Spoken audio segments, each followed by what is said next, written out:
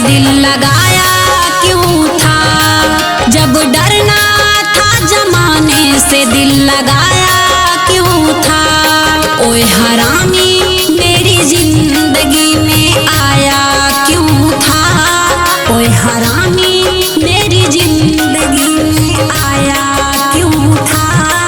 जब डरना था जमाने से दिल लगाया क्यों था, जब डरना था जमाने से दिल लगाया क्यों था।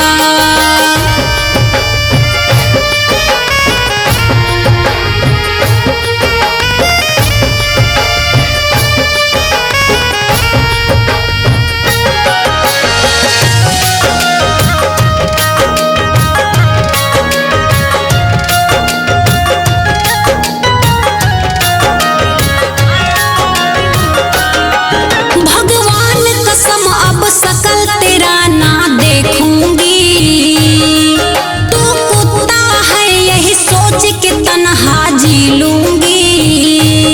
समझे?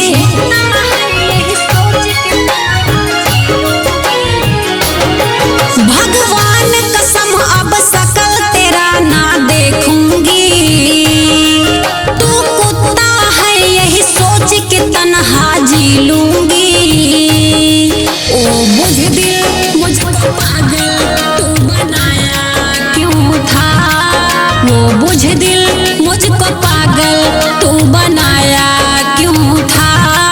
जब डरना था जमाने से दिल लगाया क्यों था, जब डरना था जमाने से दिल लगाया क्यों था।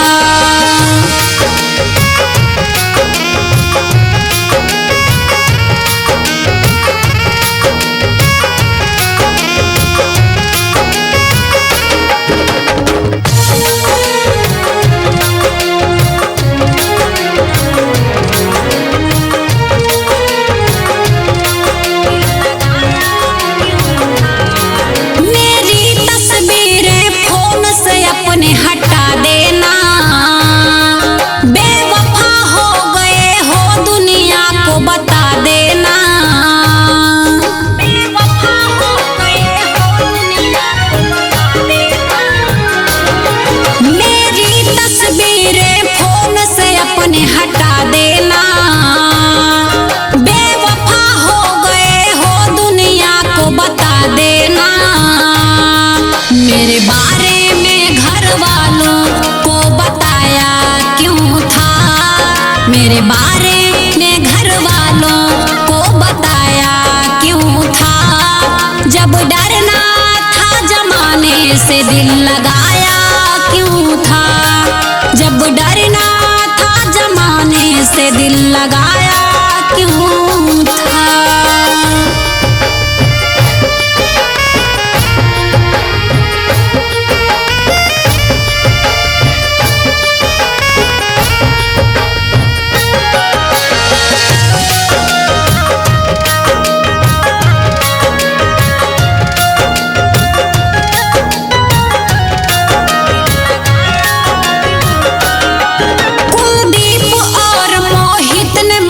समझाया था, फिर भी प्रीति ने दिल ये अजय से लगाया था। ओए मैं भी पागल थी जो समझ नहीं पाई। कुलदीप और मोहित ने मुझे समझाया था, फिर भी प्रीति ने दिल ये अजय से लगाया था।